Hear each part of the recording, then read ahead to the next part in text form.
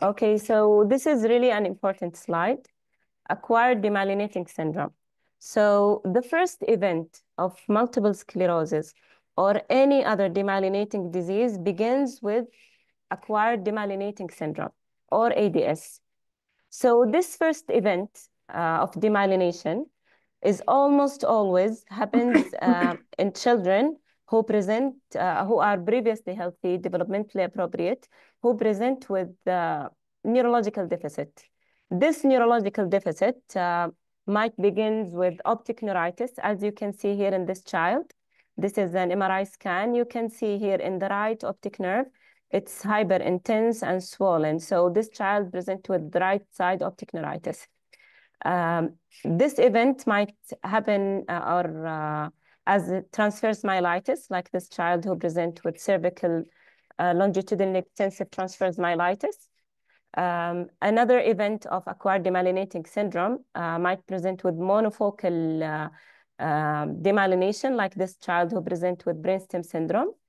Or it might present with polyfocal neurological deficit, multiple lesions involving cortical, subcortical white matter, or even infratentorial, like this child who later on was diagnosed with multiple sclerosis.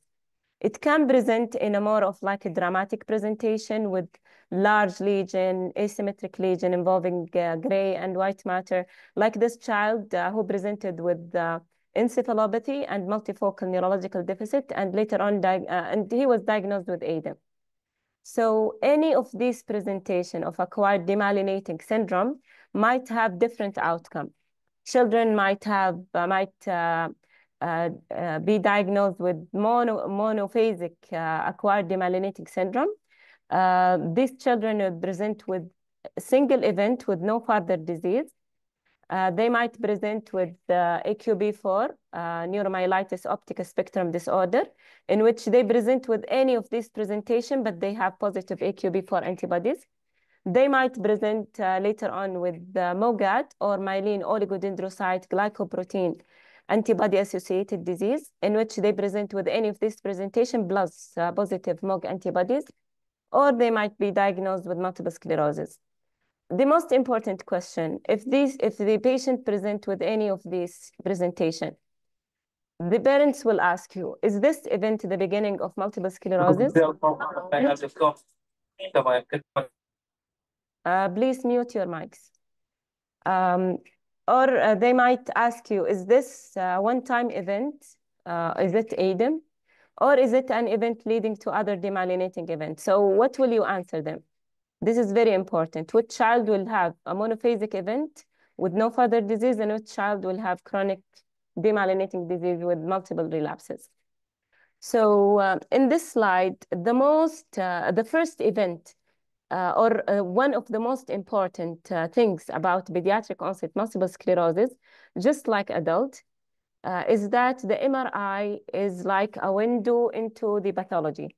So if you look at the MRI, you can rule out other demyelinating disorder. You can confirm multiple sclerosis. You can think about different disorder just by looking at the imaging of these patients. MRI might help and guide you in confirming diagnosis or ruling out other diagnoses. And here you can see serial imaging of a 13-year-old girl who presented with multiple sclerosis. And you can see here in T2 FLAIR MRI, this patient has multiple multifocal lesion involving the white matter, cortical, subcortical. There is also periventricular lesion. And she had here like a confluent, hazy white matter involvement. And after GAD, the patient had multiple lesions that were enhancing. Some lesions were non-enhancing. She has different pattern of enhancement. And here in T1 with contrast, or without even contrast, in T1, you can see the black holes. So this is black holes or T1 hypointense lesion. If you see this, like if you look here in one of these lesions, if you look at it in T1, you see it dark. What does this mean? This means that this patient has been having inflammation for a long time, and the tissue now is being destructed. Even the axon here is involved. So this is indicating chronic inflammation. So if you see this, that means this is not the first presentation. The patient might be having inflammation for a long time. So this child presented with multiple sclerosis, and this was her first presentation. She really had like huge inflammation, a lot of inflammation. So what is pediatric onset multiple sclerosis? MS is typically disease of young adults.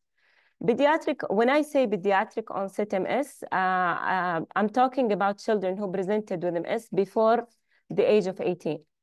So the presentation, the diagnostic evaluation, treatment, prognosis in children might differ from the more common form, the adult form of MS. Yet they have relatively few studies, despite having knowing that there is actually pediatric onset MS, we still have a few studies. So what is the epidemiology? What is the distribution of this disease? Pediatric MS is rare. And the prevalence of MS has been studied in one study in Saudi Arabia. The prevalence is 2.73 per 100,000 pediatric Saudi population. And in one systematic review that included 1,439 children below 18 who presented with MS, diagnosed with MS, the overall incidence was 0.05 to 2.85. And the overall prevalence was 0.7 to 26.9. And why do we have like wide range of rate? This reflects the different geographical variation. As you all know, around the equator, the incidence and prevalence of MS is low in comparison to people who live in a more temperate area away from the equator, like in Europe, in North America, in Australia. They have more onset. The onset of MS there is more. So in other studies, like looking at the distribution of MS in children less than 18, it's 5 to 10% of all MS cases. So around 90% of MS cases are adult onset, while only 5 to 10 are pediatric onset. And if you look at the distribution in children younger than 10, it's less than 1. So it's very, very rare. So what is the pathogenesis of multiple sclerosis? MS involves an immune system dysregulation.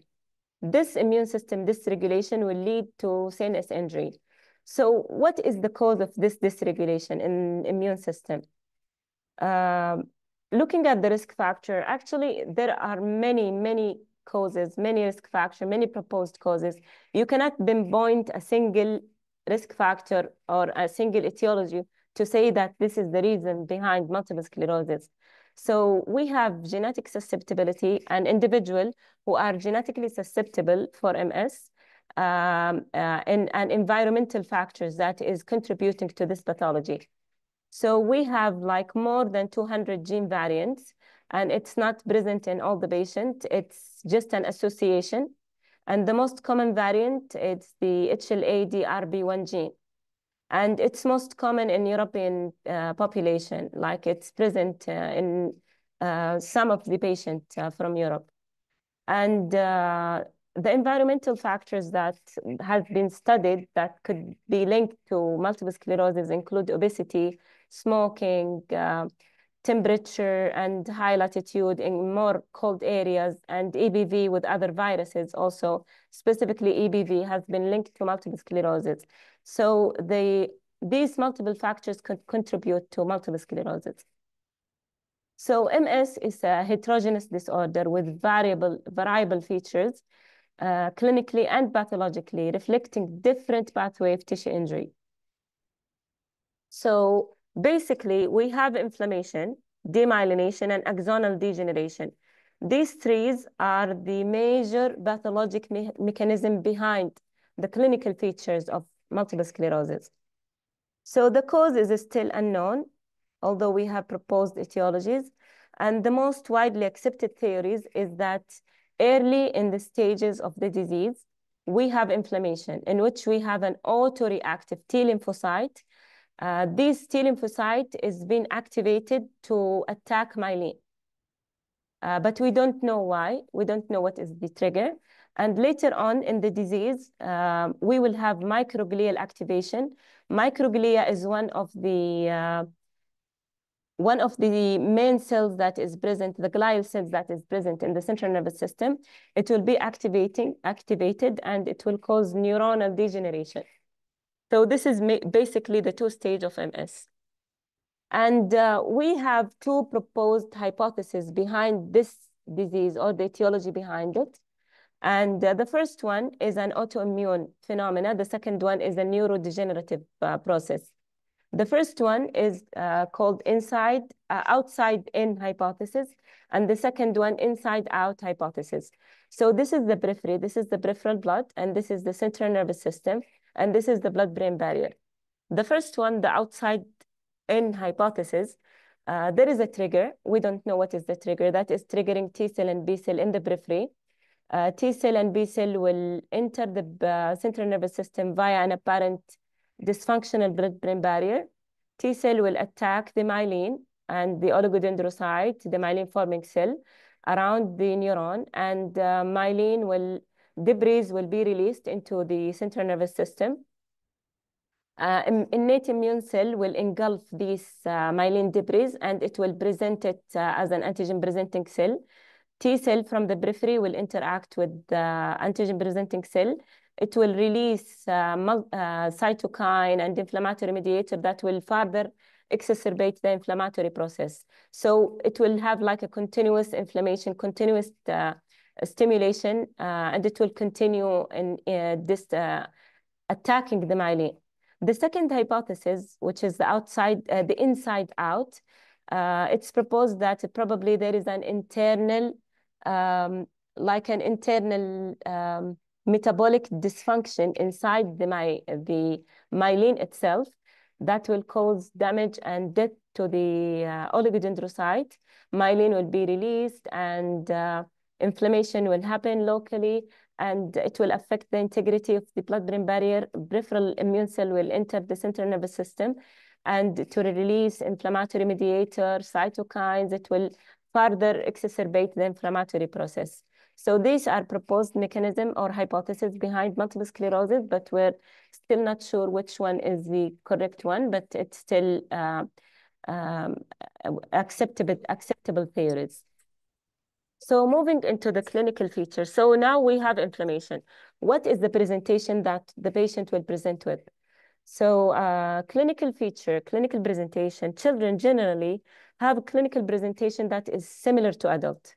So they have similar presentation. They will present with optic neuritis, diplopia, brainstem syndrome, cerebellar syndrome, and partial transverse myelitis. So what is the key differences between children and adults? What is the differences between the presentation of both the presentation?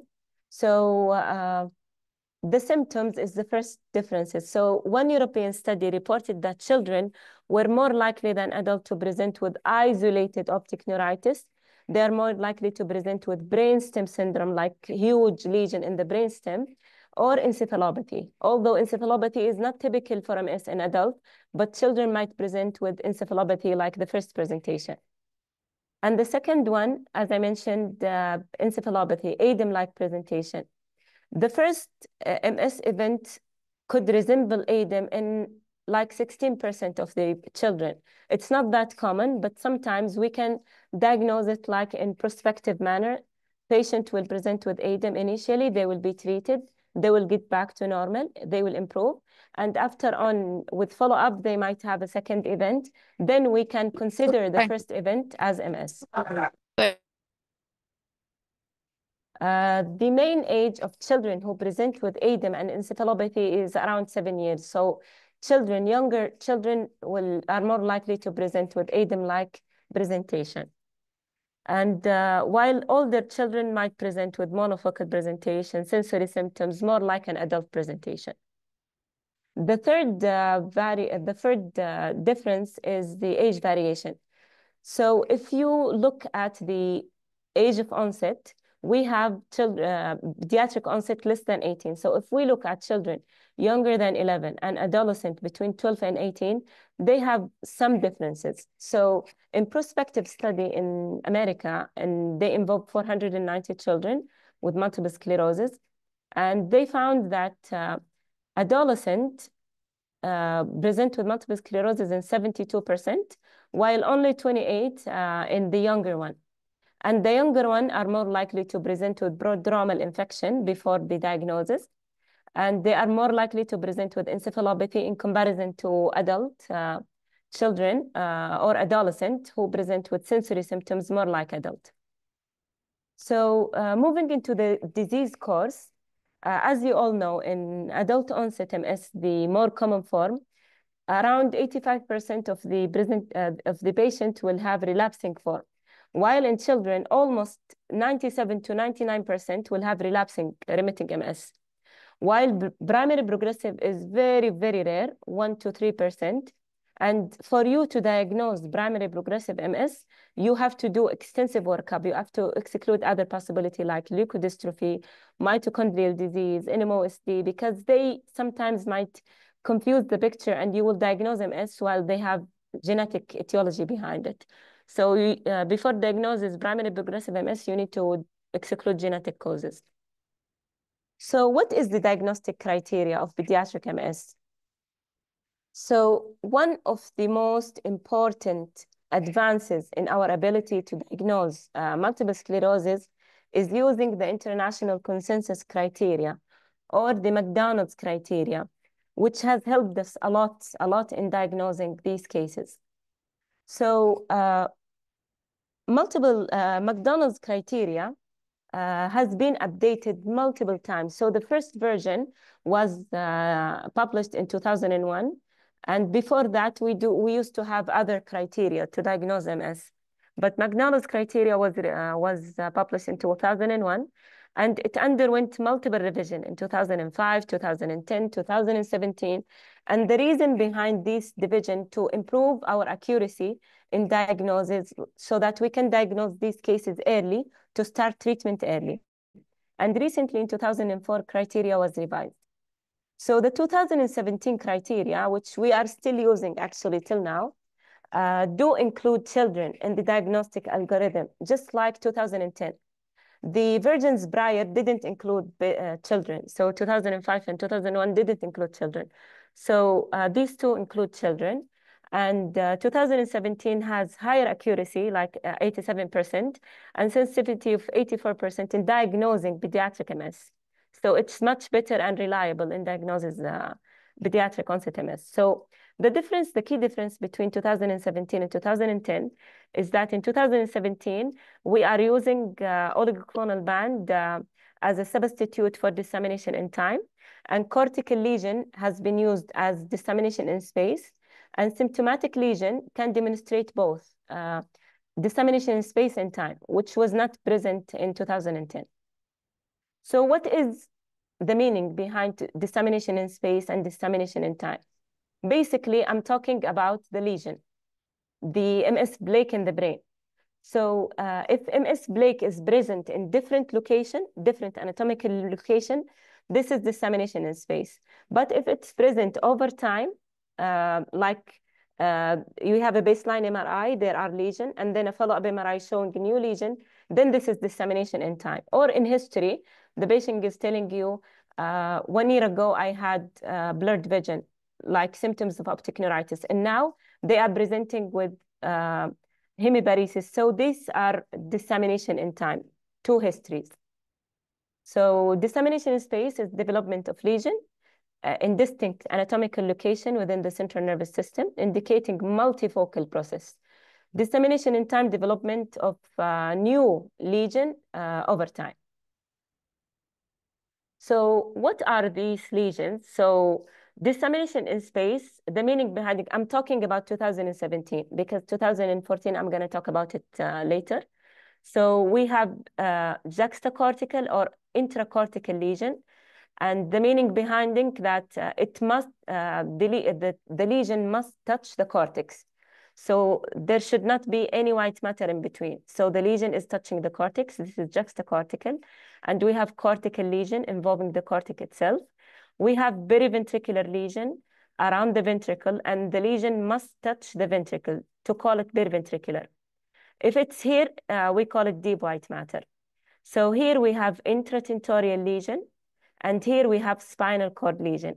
So if you have at least one lesion in 2 of these 4 areas, then you fulfill the dissemination in space criteria, okay? And dissemination in time, you can get that by clinical history, as I mentioned, or MRI. In MRI, this is the baseline MRI showing like oval round lesion in the white matter here. And in follow-up MRI, you can see new lesion. So this is dissemination in time. Or with contrast, this is the baseline imaging showing some lesion enhancing, some lesion non-enhancing. And what does this indicate? This indicates that this is an active lesion. This is, the inflammation is still happening. So this is an active acute inflammation. And in follow-up scan, you can see new lesions that are enhancing. So this is dissemination in time.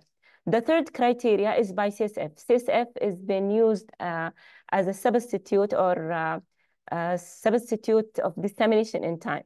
It's not dissemination in time per se, but if it's present, this indicating that there has been an inflammation for a long time. And what is the meaning of oligoclonal band? Oligoclonal band basically is an antibody. It's an immunoglobulin, IgG, that is detected only in the central nervous system. It's only present in the CSF.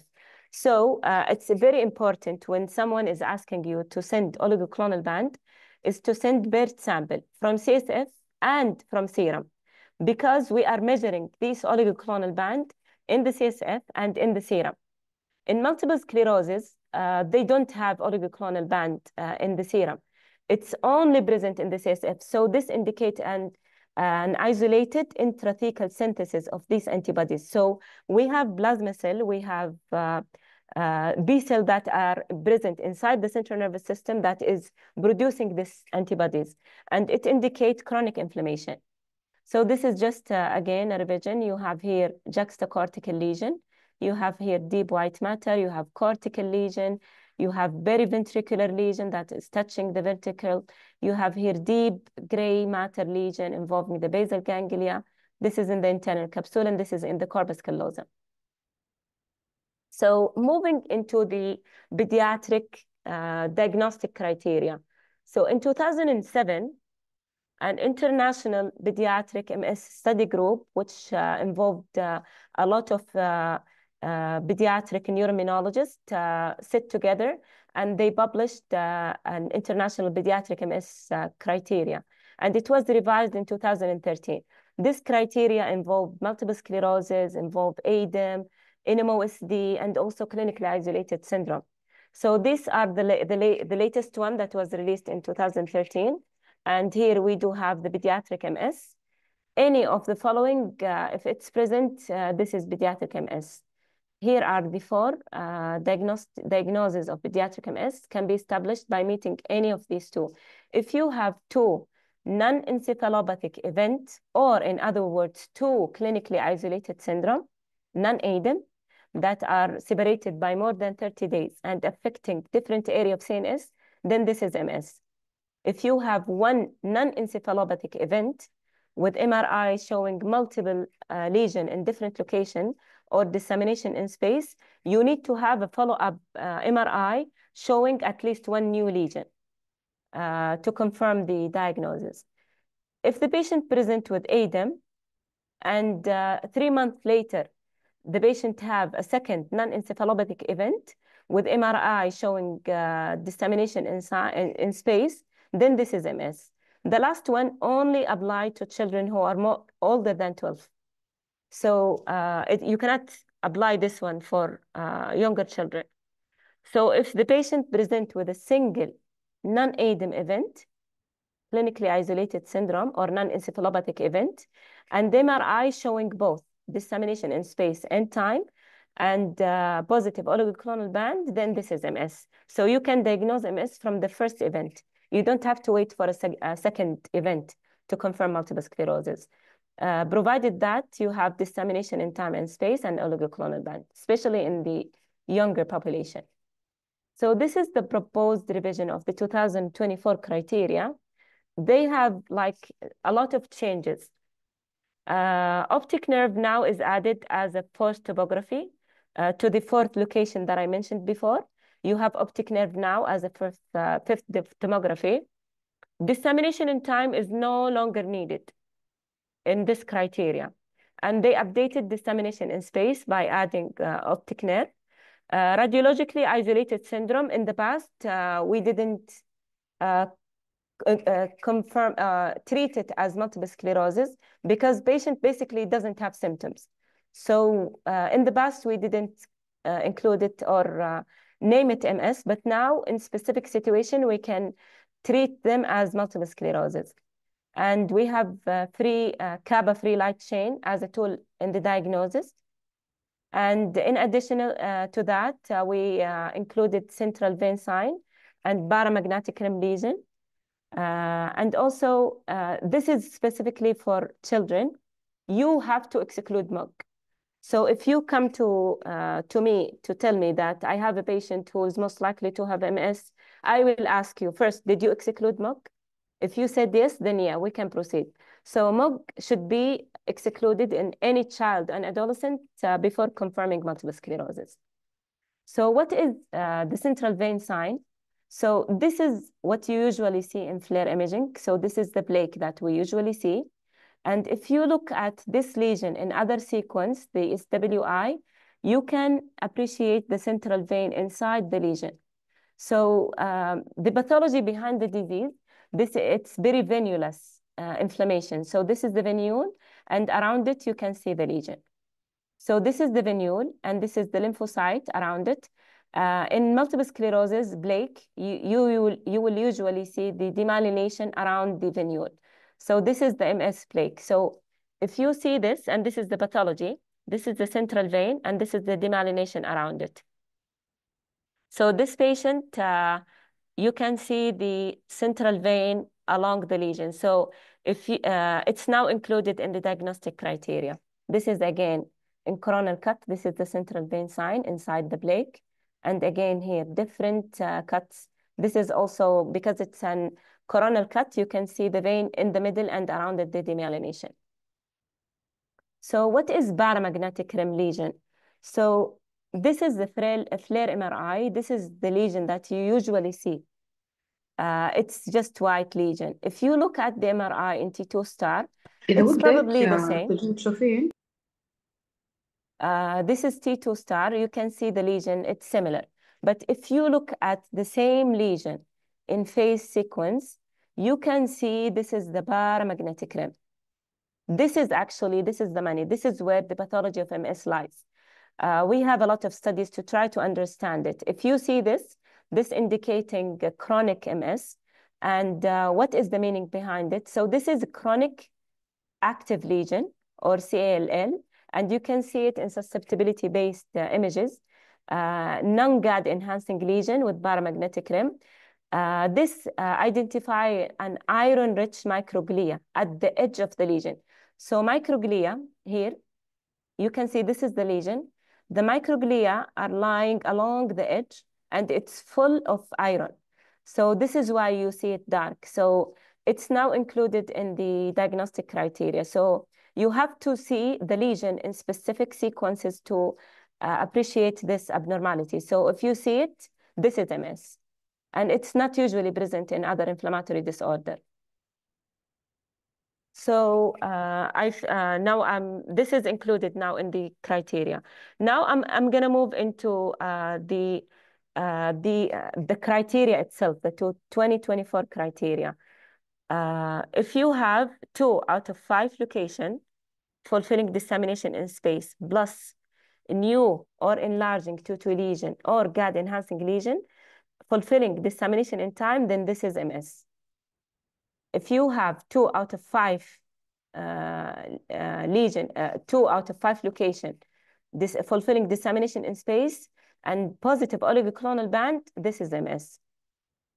But the new thing is that if you have 4 out of 5 location fulfilling dissemination in space, this is MS. You don't have to have dissemination in time. This is in the new criteria. If you have 2 out of 5 location plus 6 central vein sign, this is MS. You don't have to have dissemination in time. If you have 1 location only and 6 central vein sign plus dissemination in space or OCB, then this is MS. And the last one is if you have 1 location and 1 paramagnetic rim lesion and dissemination in time, then this is MS. So it's easier. Now you can diagnose patient with MS, even if you don't have dissemination in time or positive oligoclonal band. So now I'm going to move into the unusual presentation that you usually encounter in pediatric onset MS. It's usually difficult to diagnose children with MS. It's not easy like adult. So what are the unusual presentations? So McDonald's criteria should not be applied in children who present with encephalopathy. It's inappropriate. And patient with ADEM, you shouldn't do the criteria. It's really inappropriate. You need to follow up this patient clinically and radiologically. And 3 months after the encephalopathy, if they present with clinically isolated syndrome and MRI consistent with dissemination in space, then this is MS. The second thing is that you should apply McDonald's criteria with caution in children who present with progressive neurological progression, like primary progressive. You should exclude other causes, and you should wait at least 1 year of progression and 2 out of 3 of the following to diagnose primary progressive MS. You need to have at least 1 lesion, at least 1 2T lesion, and 2 more than 2 spinal cord lesion, and positive oligoclonal band. So if you have 2 out of these 3, then this is MS. Primary progressive MS. So these are the differential diagnoses for pediatric onset MS. It could be inflammatory disease like ADEM, MOGAD, NMOSD, SLE, and other rheumatological disease. It can be CNS malignancy like lymphoma or HLH. It can be leukodystrophy. CNS infection also is a great mimicker. Vitamin deficiency, granulomatous disease, and mitochondrial disease like liver hereditary optic neuropathy. So this is a quiz. Anyone can open your mic and you can answer me. So I have here 2 different presentations for 2 different patients. This is patient number 1, and this is the second patient. Which one of these 2 patients will more likely to have a monophasic presentation? One-time event and no further disease. Which one? Patient number 1 or patient number 2? Patient number 2. Okay, so we have someone saying patient number 2. How about patient number 1? Anyone who would like to answer, different answer? Okay, so the first patient, 4.5-year-old child who present with polyfocal lesion, transverse myelitis. He was encephalopathic, and he was diagnosed with ADEM. Later on, he was having positive MOG. So this child, as I mentioned, ADEM, they have large lesion, asymmetric, involving gray matter, white matter. So this child was initially diagnosed with ADEM, and this child has monophasic presentation. The second patient is an 11-year-old child who presents with polyfocal deficit. He was not encephalopathic. Oligoclonal band was negative, and MOG was also negative. So upon follow-up, this patient developed another relapse, new lesion, enhancing lesion, typical for MS. So this child was later on diagnosed with multiple sclerosis. So the first one, the answer is patient number 1. If you see gray matter, white matter, huge lesion, ill-defined lesion, like here, also in the right middle cerebellar peduncle, this is MOG, and most likely majority of the patients will have monophasic presentation. Okay, so one of the most important mimicker I need to talk about MOG is MOGAD, MOG. So MOGAD is myelin oligodendrocyte glycoprotein antibody associated disease. So what is MOG? I'm talking about MOG as a protein or as an antigen. MOG is a myelin membrane protein. As you all know, myelin has several forms, several proteins, and MOG is one of these proteins. It's just a minor component of the myelin sheath. It just constitutes 0.05 to 0.1% of the total myelin protein. So this is a neuron, and this is the axon. And as you can see here, this is the myelin, and this is the oligodendrocyte, the myelin forming cell. So if we look closely, this is the axon. This is the myelin membrane sheath. So you have different protein constituting or forming the myelin. You have myelin basic protein, PLP, you have MAG and MOG. These proteins constitute 70 to 80% of the myelin. MOG is only 0.05 to 0.1. But why do we have a lot of patients presenting with MOG? Where is MOG? MOG is only present in the central nervous system. It's not in the periphery. And it's expressed on the oligodendrocyte dendrocyte cell surface in the outermost layer. So this make it easy target for the antibody. So MOG antibody, when MOG antibody is present, can easily attack this protein. The function of it is not clear. It could be an adhesion molecule, help in myelin integrity, surface interaction. We're not clear about the function, but it's present in the outermost layer of the myelin. That's why it's an easy target for the for autoimmunity, I mean, for the antibodies. So this is a study that was published in 2020 in North America, specifically in Canada. They looked at a lot of patients who present with acquired demyelinating syndrome, and around 32% of these children had MOG. And then upon dividing these patients into children and adolescent, almost 50% of the younger population had positive MOG, while only 15% were positive in the adult population. And here, if you can see, this is the distribution of MOG negative patient and MOG positive patient. 77% of the children present below age 11, below 11. So majority of the MOG positive patients were younger population. So this is again another quiz, and anyone can open your mic and tell me. So this is patient number 1, this is patient number 2, and this is patient number 3. Which one of these patients will most likely develop MS? One. Patient number 1. Okay, and why do you think patient number 1? Small multifocal. Yes, and it's well demarcated, periventricular, juxtacortical. So this patient could be having multiple sclerosis. So we have to look at other location. We have to see if it's fitting dissemination in time and oligoclonal band to confirm the diagnostic criteria. How about this one? Lesion around the ventricles, and this one. So the first one is a typical teenager with multiple sclerosis. The second one is an NMOSD patient with AQB4. As you all know, AQB4 distributed around the ventricles. So if you see this pattern, think you should rule out NMOSD. And this child present with MOGAD. As you all know, MOGAD has many phenotype, and leukodystrophy-like phenotype is one of the MOGAD presentation. This was a 3-year-old child who presented with leukodystrophy-like feature. He had positive MOG, and this has poor prognosis.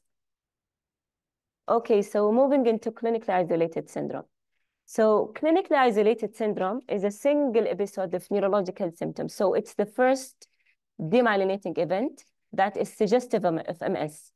But usually they don't have their MRI is not fitting MS. So you cannot call them MS, but you can call them clinically isolated syndrome. And they don't have encephalopathy. They usually present like adult with optic neuritis, brainstem syndrome, transverse myelitis, cerebellar syndrome. So it's similar to adult. And to diagnose pediatric clinically isolated syndrome, the following must be met. You need to have a clinical event with presumed inflammatory demyelination, no prior history of any demyelinating event in the past, no encephalopathy, and the MRI criteria for MS is not met at baseline. Then you can call it clinically isolated syndrome. So majority of children who present with clinically isolated syndrome will not have a recurrence. And this is different than adult. But you have to do an extensive investigation to identify which patients are at higher risk to develop multiple sclerosis. So one French study included 296 children with clinically isolated syndrome.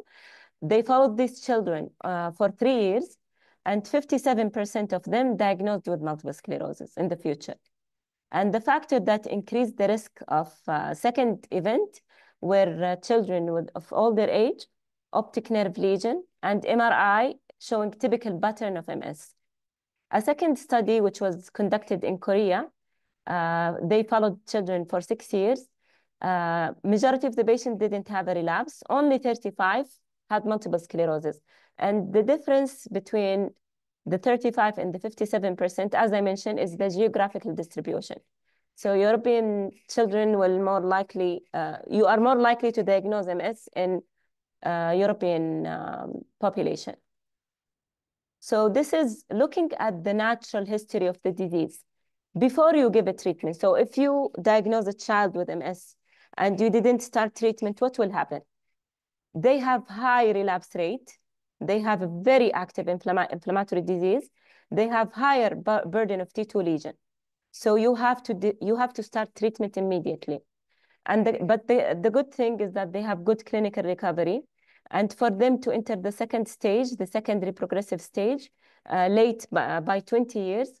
But unfortunately, they enter this stage at a younger age, and they tend to have larger lesion, and the lesion might disappear in follow-up scan. So this might confuse the picture.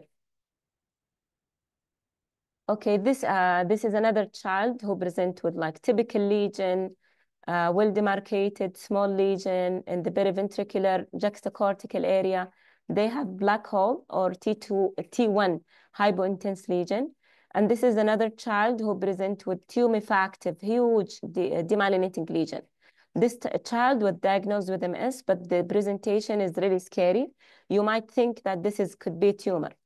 Sometimes you might need to do a biopsy to confirm if it's this tumor or demyelinating lesion. So this is called tumefactive lesion. Okay, so now you diagnose a child with MS. How would you manage this child? So there is no cure for pediatric MS, but you can modify the disease course. But the most important question, is this medication safe? Is it effective in younger children in comparison to adults? We will see now. So we have 3 line of treatment. We have acute treatment, we have symptomatic treatment, and we have chronic treatment or disease-modifying therapy. So what is the goal of treatment? What is the goal? I'm going to start childhood treatment. What is the goal? The primary goal is to achieve NIDA, which is no evidence of disease activity. What is the meaning behind NIDA? No clinical relapse, and no progression of disability, and no new lesion of MRI. So we have 2 approaches to achieve this NIDA. The first one is a step up or escalating approach, escalation. The second one is induction approach. And the meaning behind it, the escalation, is that you will start with a first-line therapy, low efficacy medication. If the patient relapses, you can move to higher efficacy treatment. So this is the escalation approach. The second approach is induction, in which you start with a higher efficacy medication from the start to achieve NIDA quickly. And now everything in the literature review is pointing toward or recommending starting the second approach. So the acute therapy, as you all know, like any other inflammatory disease, is to start high-dose steroid with IVIG or plasmapheresis according to the severity. And you will keep the oral steroid wean if there is residual disability over 2 to 6 weeks, like quick weaning, especially in the first attack. If you are still doubting the diagnosis of MS and you still didn't exclude other mimickers, you can put the patient in a low dose steroid wean until you get all the result out. So what is the treatment of relapsing MS in children? So we have an injectable therapy, we have an oral therapy, and we have infusion therapy. So the injectable therapy, we have glatiramer acetate and interferon beta, like Avonix, the intramuscular injection. And this is the first line therapy. This is low efficacy treatment, which you can start in children. But the issue is that you will face challenge in giving injection to a child. Child will not let you give him injection, whether sub-Q or intramuscular.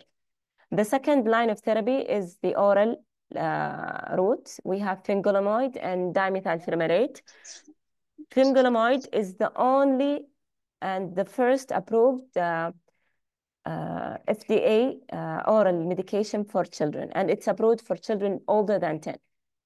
The third one is the infusion therapy, which is the usually reserved for children with very active inflammation with relapsing courses like rituximab, ocrelizumab, or natalizumab. So this is generally just the mechanism of action of all these medication. I put it all in one slide to make it easier. Disease-modifying therapy could be an immune modulation. It can modify the immune function. It can cause immune cell trafficking. It can just traffic or sequestrate immune cells inside lymph node or other lymphoid organ. It can eliminate immune cell, or in other words, you can kill the immune cells. The third one, the fourth and last one, is by decrease pathogenic immune cell or chemotherapy. So the first one, like the injectable therapy, glatiramer acetate, interferon beta, dimethyl fumarate, these all can modify the immune function. The second line, we have natalizumab and fingolimod. Natalizumab blocks the white blood cell entry to the central nervous system. And fingolimod can trap white pieces in lymph node. So this is the second function, sequestration. The third one, we have, of course, rituximab, ocrelizumab, that can kill immune cells, and chemotherapy like cladribine and teriflunomide. So I know this is like a huge slide, crowded slide, but I'm gonna just move quickly. So the first line, interferon beta, this was the first medication that was approved for multiple sclerosis, and we are using it in children off label. We still don't have randomized controlled trial to confirm the efficacy of the medication, but it's safe, we can use it. Glatiramer acetate, also the second medication, it's been used off label. Fingolimod is the only randomized controlled trial that is approved in pediatrics, and it was done by the ADEM study, which was double-blind study, and it's approved by FDA and European also committee to be used in children older than 10. We have dimethyl fumarate, only approved in Europe in children older than 13, but FDA rejected the application because of small sample size. But currently we have a phase 3 study that is still ongoing. Rituximab, we are using it off label. We still don't have a randomized controlled trial to prove the efficacy. Ocrelizumab, we have 2 ongoing studies. One study is being completed, but still not published. The other one will be completed in 2029. So hopefully upon completion, we will use ocrelizumab for children. Natalizumab, it's just an open label, no clinical trial yet. And it's been used only for the highly, highly active MS, refractory multiple sclerosis type. The last one is alemtuzumab, which is an anti-CD52 monoclonal antibody for T and B cell depletion. It's like a chemo, it will kill the cells. It's still ongoing. So again, this is just a quiz. Can baseline MRI predict the clinical disease course? So I have 4 different patients, patient number 1, number 2, number 3, and number 4. Which one of these 4 patients will have highest disease activity? You can open your mic and let me know. Which one do you think will have the highest disease activity? Patient number 1. Okay. We have any other one who have So I different? spoke to one, that was the head nurse, then she put me on the phone to the nurse. Please mute your mic. Patient number 3. Patient number 3. And any other thing, any other comment? So the question, can a baseline MRI predict the disease course? Which one will have an active disease? Which one will have a relapse? We will see. So the first one is a 14-year-old, and I'm talking about, this is actually an old patient for like probably 10 years ago. And this patient has been followed, all the patients have been followed for 2 years. The first one is a 14-year-old boy, patient. He had more than 15 lesions, but he does have like 6 relapses over 2 years. The second one is a 15-year-old who has also, again, more than 15 lesions, but he only had 1 relapse. The third one is a 16-year-old patient. He has only 4 lesions on the baseline MRI, but still he has 4 relapses over 2 years. The last one is a 12-year-old who had 3 lesions, but he has only 1 relapse. So can baseline MRI predict clinical disease course? Yes or no? Looks like no. No. So you cannot predict the course just by MRI. You have to follow up the patient. You have to treat them very well, appropriately, with good medication, because as I mentioned, children have a very high inflammation. They have high lesion burden. They are more likely to relapse in comparison to adult. So counting the number is not an indication for which one will relapse. So you have to treat them all with good immune therapy. So the answer is no. Moving into the neuropsychology profile. So I'm talking about children who are diagnosed with multiple sclerosis, who are still going to school, who are still during the academic year in which they are acquiring information, still learning, and they have this inflammation in their brain. So we have to support them. We have to send them to neuropsychology for evaluation. We have to support them in school, give them enough time to process information. They have issue in intellectual function. They cannot process information quickly like normal children. So we have to sometimes support them in putting them in, like they have a clear individualized educational plan in which they are in classes with lesser number of students, in which a teacher give them enough time not to call them like a harsh word, because they are actually struggling. They have inflammation. We have to support them. Besides, they need to do exercises, because as you all know, fat or adipose tissue is like a reservoir for inflammation. So we need to control their weight. Low vitamin D is also a risk factor for relapse, because vitamin D is also an important factor in reducing relapses, important for immunity. And also anxiety and depression is very high in this population. So we need to involve mental health team for counseling for these children. Okay, now moving into the second part. Also, I'm going to ask you, so focus with me and answer my question. Okay, so this is a 4-year-old boy, previously healthy, presented with 4-day history of progressive weakness and sleepiness. So he presented over 4 days. He also had an asymmetry in the left side of his face and also body. He has weakness also on the left side. He has encephalopathy, altered mental status, no history of recent infection, immunization, no history of trauma, no prodromal illness, and he has negative family history. So on examination, he's lethargic, but he is responding to simple command. He had flat nasolabial fold in the left side. He had left side weakness, left side ataxia. He was unable to walk because of that. Sensation was normal. HCT showed parenchymal hypodensities involving the thalamus and parenchymal involvement. MRI brain and spine was done, showed this large lesion in the in the right middle cerebellar peduncle. He also had multiple huge lesion involving the white matter. Also, the gray matter was also involved. You can see here, gray and white matter. This is post-contrast. Some lesions are enhancing. So CSF was done. He has pleocytosis. He has lymphocytic predominance, protein, glucose, oligoclonal band, all negative. Viruses, bacteria, all negative.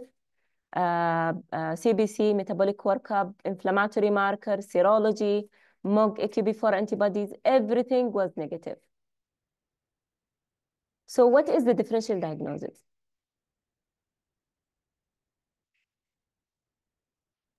It could be ADEM. Okay, so acute disseminating encephalomyelitis, so ADEM. And the patient was actually diagnosed with ADEM. He was treated with IV methylbrite for over 5 days. He was still having some residual weakness, so oral corticosteroid taper was given over 4 weeks. Through hospital course, his condition significantly improved, and the follow-up MRI obtained 3 months later showed significant improvement. So confirmation of ADEM was confirmed after 3 months with the resolution of the lesion. So what is pediatric ADEM? So ADEM is a first multifocal CNS event with presumed inflammatory cause, and the course is usually acute or subacute in onset. The clinical presentation is polysymptomatic. They have multiple lesions, so they will have multifocal deficit and encephalopathy. So you should have encephalopathy and multifocal deficit to label the patient as ADEM. They present with behavioral encephalopathy is not just coma. It's different presentation. They might have behavioral change. Children might just be irritable and lethargic. So this is encephalopathy. They might have alteration in level of consciousness. Like they might be sleepy. They might be comatose. So this is also called encephalopathy.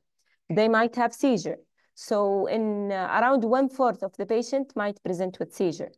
And MRI typically is abnormal in the first 3 months. This is an ADEM. And after 3 months, there should be no new symptoms clinically or radiologically. So this is usually the lesions. It's involving white matter, gray matter. It's large, ill-demarcated, huge, and ill-defined border. So the attack should be followed by improvement, either clinically or radiologically, and there may be residual deficit sometimes. And no history of prior event and no other etiologies of acute encephalopathy. So you should exclude CNS infection, you should exclude intoxication, metabolic crisis, and vascular causes and also genetic causes sometimes need to be excluded. So if you exclude all of these, everything is excluded, then this is ADEM. So what is ADEM and what are the current diagnostic criteria for ADEM? So ADEM is a post-infectious encephalomyelitis, demyelinating disease of the central nervous system, typically present with multifocal deficit and encephalopathy. The diagnostic criteria is, as I mentioned, it was published by the International Pediatric MS Study Group in 2013. This is the latest criteria. All of these 4 should be present. All these features should be present. There should be a first polyfocal deficit with presumed inflammation, encephalopathy. MRI is abnormal in the first 3 months. And after 3 months, there should be no MRI or clinical presentation. So what will you find in the MRI? Diffuse, poorly demarcated border.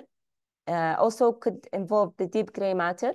And sometimes, rarely, you might see the black holes that you usually see in MS. Sometimes, but it's very rare.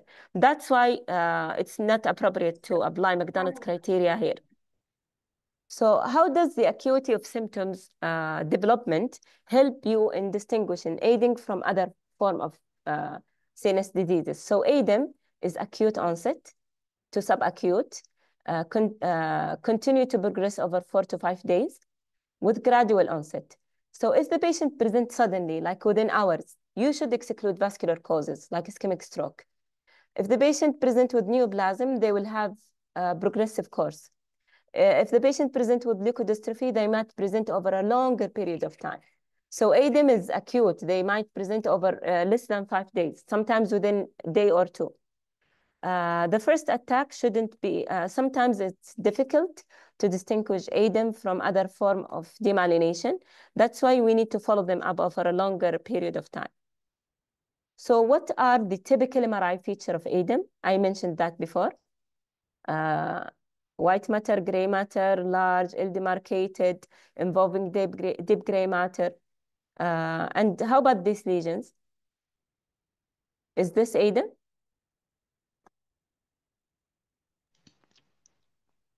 Do you think this is ADEM? This is MS. Looks like MS. Yeah, MS it looks like maybe. MS. And what is this? What do we call it? Down sign. Down's fingers, correct. So as I mentioned, we have the venule or the venule around the lateral ventricle, and you can see that the lesion are radiating from here. So if you see this is dowsing finger, this is periventricular, this is MS. So you know what is the difference now between ADEM and MS. Okay, so what is the treatment? So immediately you should start immune therapy. You give steroid over 3 to 5 days and antibiotics and acyclovir until you exclude infection. If there is adequate response, then you should follow the patient over a longer period of time to detect relapse. If the patient had inadequate response in 5 to 7 days, you should start IVIG or Blex. If they have adequate response, you can follow them up. If it's still inadequate, if you start IVIG, give Blex. If Blex, give IVIG. And if there is adequate response, follow them up. If there is inadequate response after 1 to 2 weeks of finishing the therapy, you should reconsider the diagnosis. And at the same time, you need to treat infection. So it could be bacterial or viral meningitis. It could be other demyelinating disease like MOG or MS. It could be vasculitis. It could be CNS malignancy or HLH, because all of these can't present like ADEM. So you have to exclude them. So why is it important to do serial MRI for any patient with ADEM, like in follow-up? Serial MRI in ADEM, they will demonstrate complete or near complete resolution. And this is the best confirmation of ADEM, بعد شهور. ADEM, they should have no lesion after 3 months. If there is a lesion within 3 months, يعني مثلا the patient admitted with ADEM, treated, after 1 or 2 months, they had a relapse. This could be part of the same disease. We call it disease rebound. You need to just give them enough immune therapy. This is not a second relapse. This is part of the first event, okay? But if there is a new lesion or clinical symptoms after 3 months, then you have 2 possibilities. It could be multiphasic ADEM. You should apply the same criteria. You should do LB, you should do MRI, you should do the same criteria that I mentioned to confirm multiphasic ADEM. So if, and also you need to reconsider the diagnosis, which is this box. You need to exclude this differentials. Okay, so what is the cause of ADEM? Okay, the cause is incompletely understood, but many patients, many of the papers or the reports are actually mentioning an autoimmune disorder in the central nervous system that has been triggered by an environmental stimulus. We don't know what is this stimulus, but it could be a viral infection, like an antiviral antibody to this pathogen with that is cross-reacting with the myelin autoantigen. So it's like cross-reactivity or like a mimicker between the antibodies of the pathogen and the myelin. The second one is MOG. So MOG, high titers of antibody against MOG was present in majority of ADEM cases. The stimulus is not known, but 57% of children with ADEM have positive anti-MOG. So majority of ADEM, more than 50% will have MOG. So you need to do MOG for any patient with ADEM. MOG antibodies, you remember the first slide, which is acquired demyelinating syndrome. looking at many patients who presented with acquired demyelinating syndrome, 40% of these patients will have MOG. Like if you compare them to adults only 6%, while children 40%. Okay, so MOGAD phenotype varies with age. In adults, usually they present with an opticospinal form. As you can see here, this is one study that looked at the age of presentation, and here the percent of MOG antibodies. So in adult patients, they present with opticospinal phenotype, while in younger population, they present with ADEM. So 68% of children with MOGAD present with ADEM-like form. So again, these are some of the patients who present with ADEM, but you need to, this tells you that any patient with ADEM, you need to make sure that you consider other differential. So this child present with after prodromal illness with multiple lesions involving gray and white matter, and the patient was diagnosed with ADEM. This is another child who present with, again, after an infection with lesion involving the white matter, but it's mainly involving the gray matter. This patient present with neuropathy, ataxia, and retinitis pigmentosa. And later on, upon doing genetic workup, the patient was diagnosed with mitochondrial disorder. And it's tricky because every time they have an infection, they will relapse. So that it might confuse the picture with ADEM. The last one, it's similar to ADEM, as you can see here. They have gray matter and white matter lesion. And this patient actually had mycoplasma infection. Mycoplasma was positive in serum and also CSF. So you need to exclude infection before labeling the child with ADEM. Okay, this is again another child who presented with the prodromal infection, and after that, he presented with a coma and MRI brain showing these lesions. Gray matter, white matter, also involving the thalamus. What is the differential that will come to your mind? You can open your mic and let me know.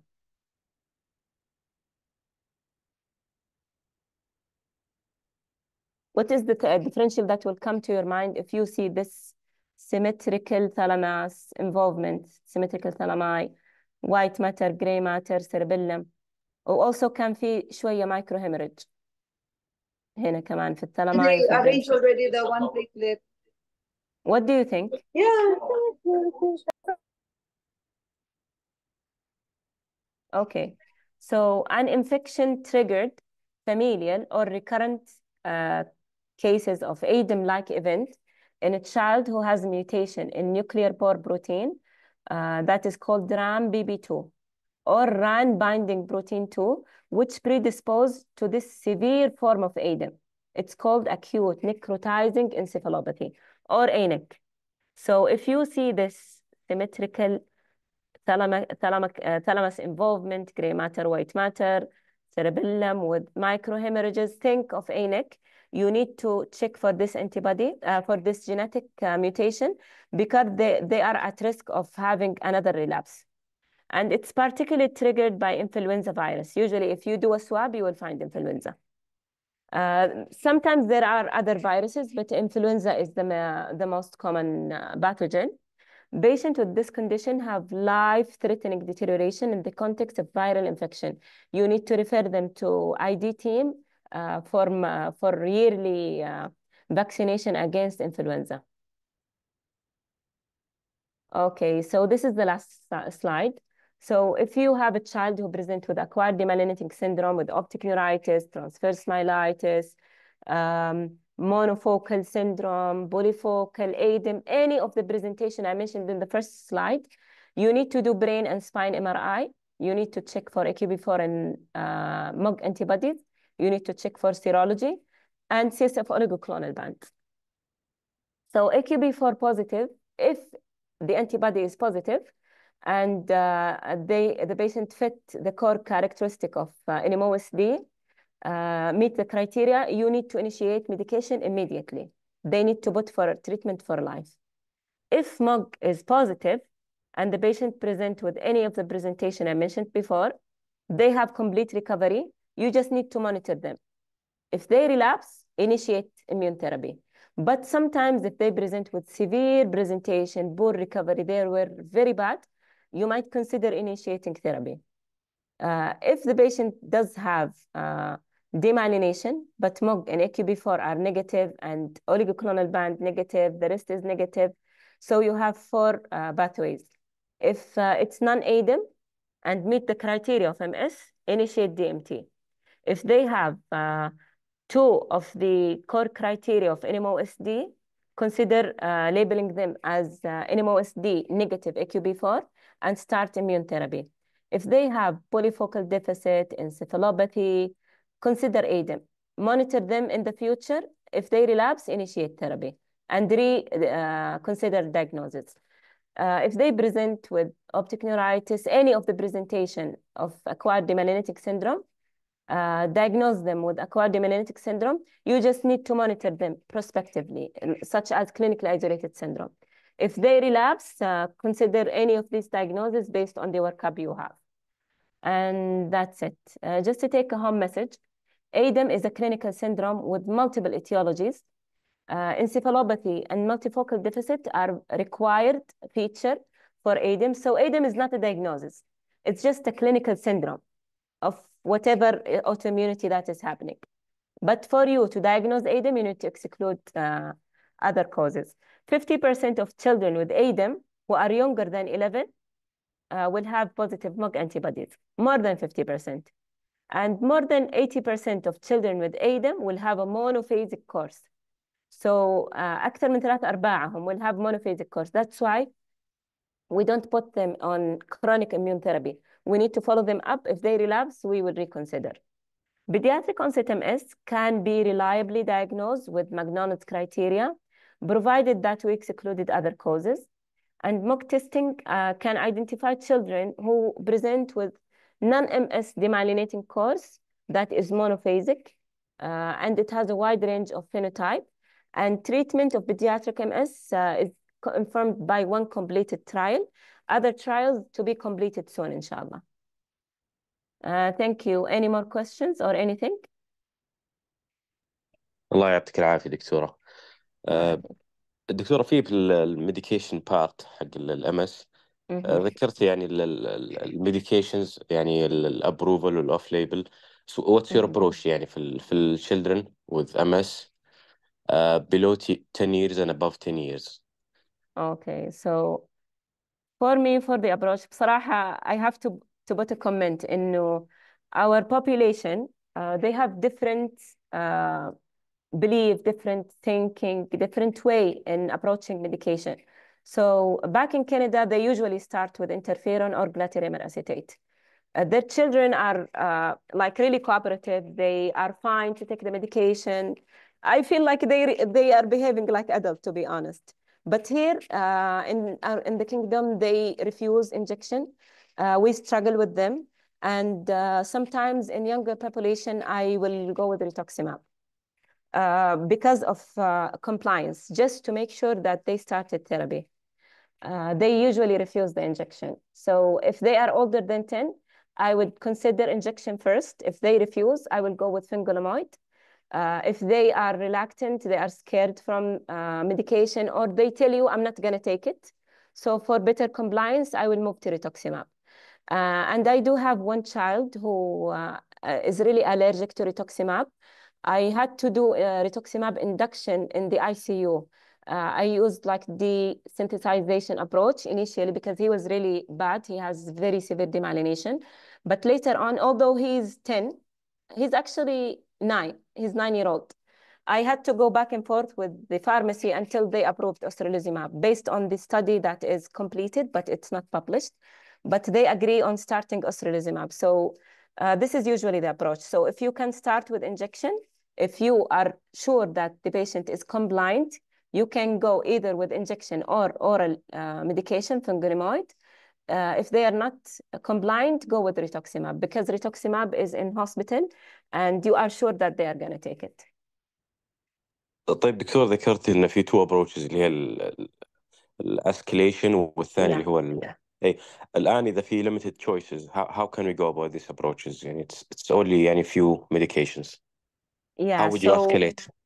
Yeah, so because you know the International Pediatric Group Study criteria, It's not updated. So the last update was from 2013. So a lot of studies has been published since then, and every study that I encounter are recommending starting induction because children have high load of inflammation. So to achieve NIDA and to preserve their brain, we need to start big gun like rituximab, ocrelizumab, and other. Also fingolimod. Fingolimod is a very good medication, actually, in controlling MS inflammation. So in the past, they usually recommend to start interferon and to monitor clinically for any clinical relapse, and to also monitor radiologically for MS new lesion, and to monitor side effects. So you are monitoring effect and side effect. If they relapse, you might shift to glatiramer acetate and continue. If they relapse, you can move to the second line, fingolimod or rituximab.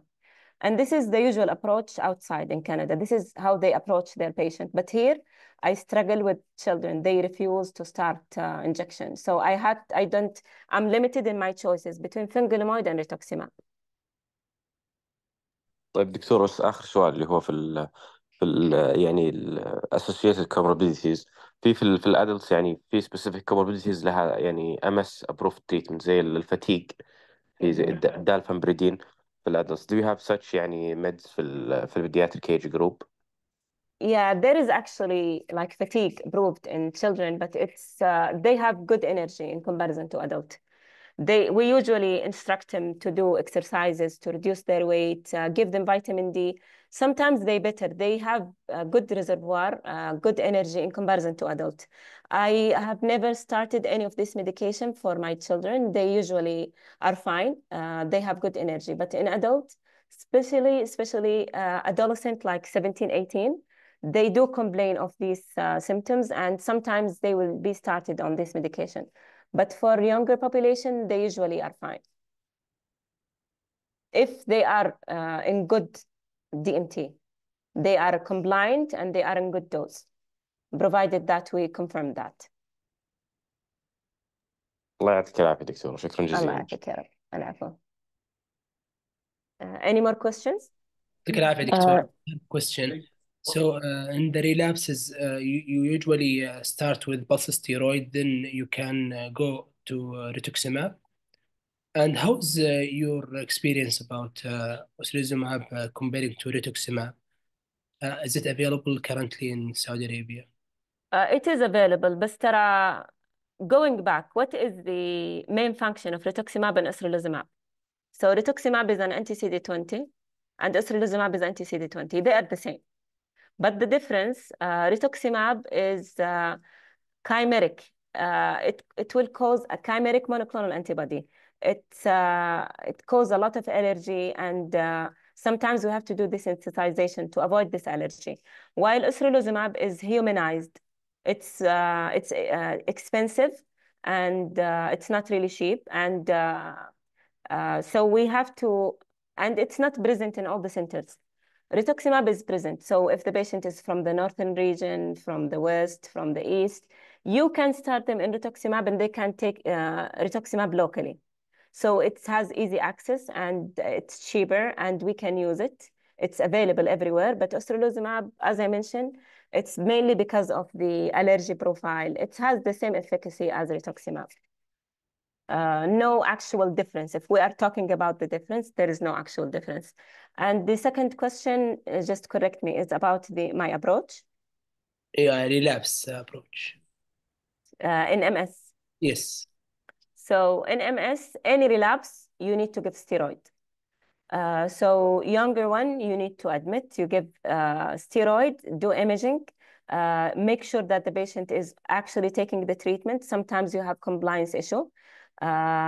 Sometimes you can increase the dose, or if they have side effect, to decrease it, or you can just change the medication. If the patient is on appropriate dose, compliant, then you have to change it. You have to move to stronger therapy like fingolimod.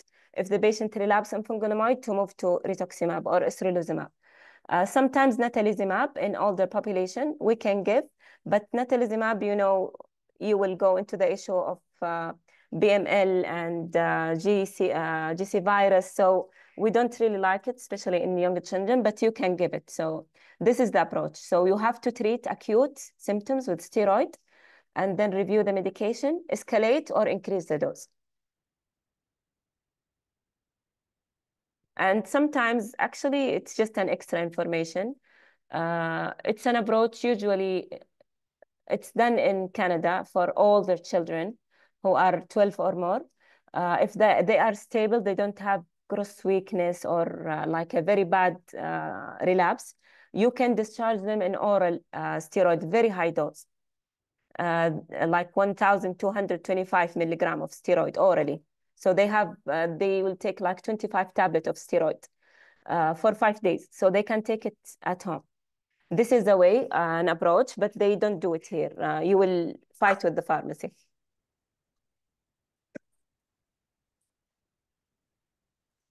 Okay, any more دكتورة questions? Yeah. أفهم فيه يعني معلومة موجودة في أحد الكتب أن oral steroid might worsen actually demyelination. يعني how true is that? Sometimes, yes, like a paradoxical reaction. It's true, but we have to start steroid. Sometimes they will get worse, but that's why you don't expect to improvement after the first or second dose of steroid. You have to give like 3 to 5 days. And sometimes if the patient reach the third day and they are still worse, getting bad, you need to make a decision about IVIG and Blix before he complete the course. So upon completing 5 days, you can give either IVIG or rituximab, like quickly. You cannot expect this paradoxical reaction, but it does sometimes happen. طيب دكتور معلش how frequently are you imaging your patients إذا كان يعني on outpatient setting يعني إذا كان stable أو برضو إذا كان يعني عنده active lesions يعني recently discharged ولا recently had a relapse?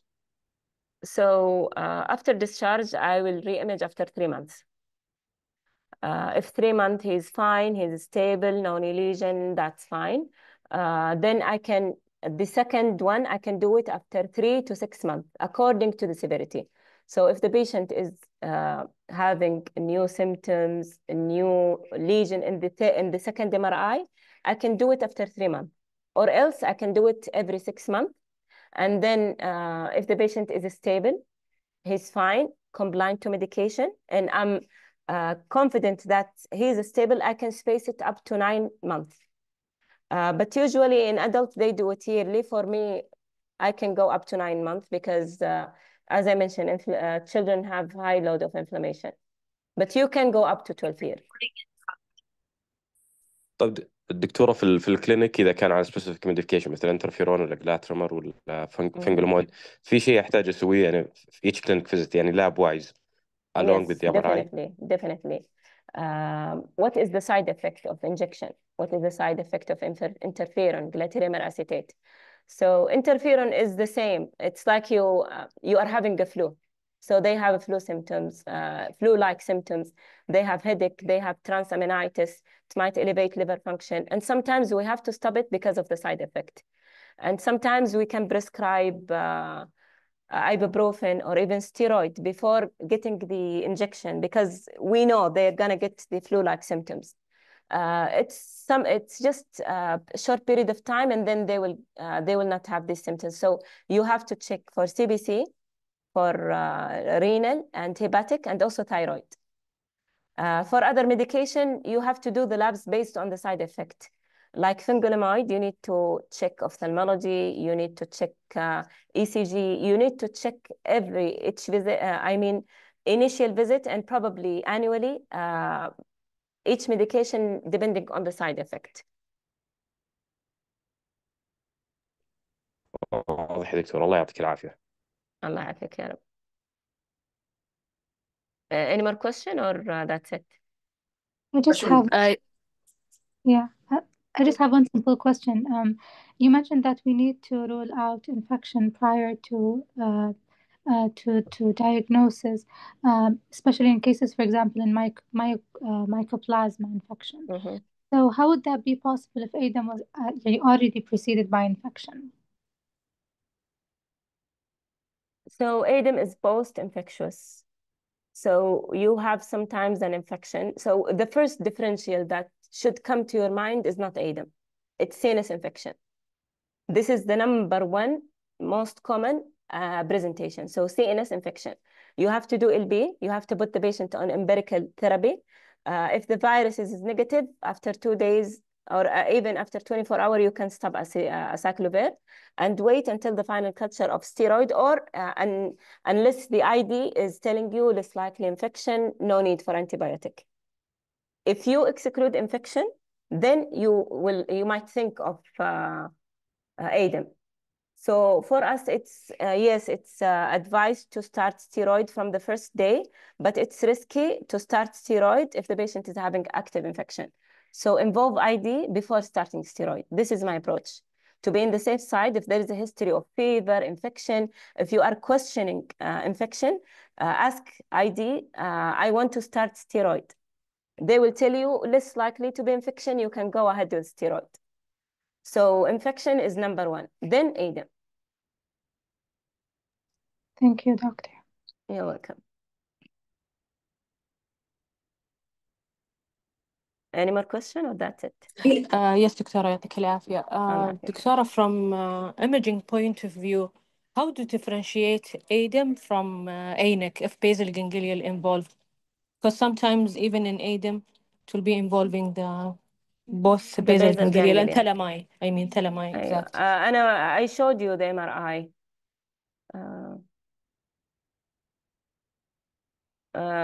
Do you usually see this in ADEM? Edematous, symmetrical, large. Unusual. Okay, so this is will lead you to think or give you a hint about ANIC. If you see this, think of ANIC, because ANIC, they have sort of like mitochondrial cytopathy. They have like some sort of mitochondrial dysfunction. They have blood-brain barrier dysfunction. So sometimes it will confuse you with mitochondrial disorder like biotin thiamine responsive disease. So sometimes we have to put them in vitamin therapy, thiamine biotin, until we excluded that genetically. But if you see this and there is a history of infection, there is positive influenza, this will guide you more toward ANIC. And if you see it, you have to blix the patient. Better to start plasmapheresis early to remove all the inflammatory mediator from the blood. And another thing, ANIC, they usually have, sometimes they have end organ damage. They have high liver enzyme, other system involved. They have hemorrhage like this because of the necrosis. So all this together will lead you more toward ANIC.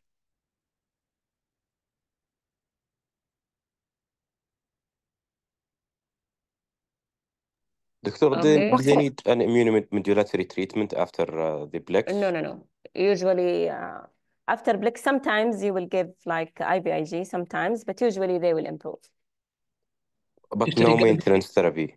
No maintenance therapy. Even if like they come with a second attack? If they come in a second attack, you will approach the same. Steroid, other medication. That's why you need to involve ID with you on the surface in the follow-up to make sure they are taking the influenza vaccine, infectious precaution, to get away from sick people, not to catch the infection.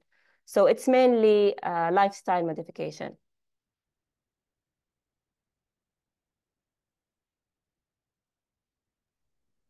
Doctor, sometimes the ANIC can also involve the brainstem. We went. Yeah, correct. Yeah. While the ADEM, it's unlikely to involve. Sorry? While the ADEM, it's unlikely to involve the brainstem. لا, ADEM involve brainstem. Involve cerebellum, involve any area. But I mean the pattern of ANIC is like usually involves symmetrical involvement of the thalami, bilateral thalami, are swollen, symmetrical edematous, while ADEM is everywhere, all the way, demarcated everywhere, like here in this image. You see? It's a bit different than the one you saw before. I know it's look the same, but you have to put it in your mind. If the picture is fitting, influenza, infection, and family history, they will tell you, yes, we have someone who has the same thing. This will lead you. because although ANIC, some of it are sporadic, but sometimes there is familial cases.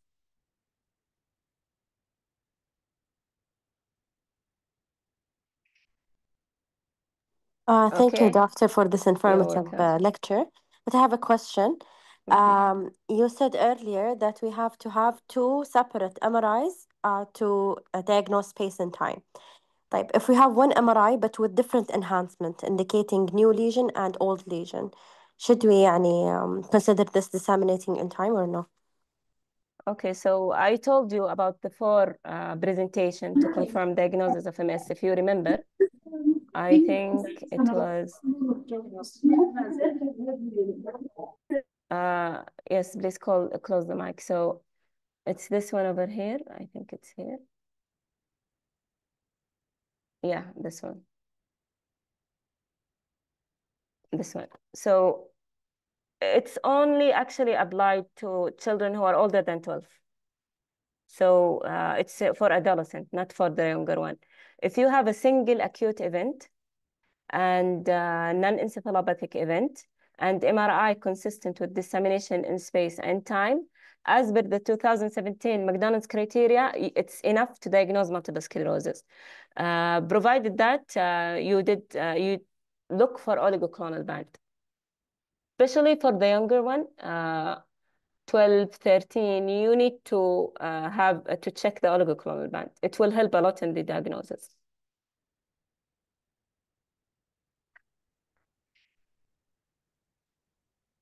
Did that answer your question? Thank you, doctor. Yeah, no problem. I think no more question. Okay, so now we concluded the session. Good luck, everyone. شكرا جزيلا دكتور، يعطيك العافية. العفو.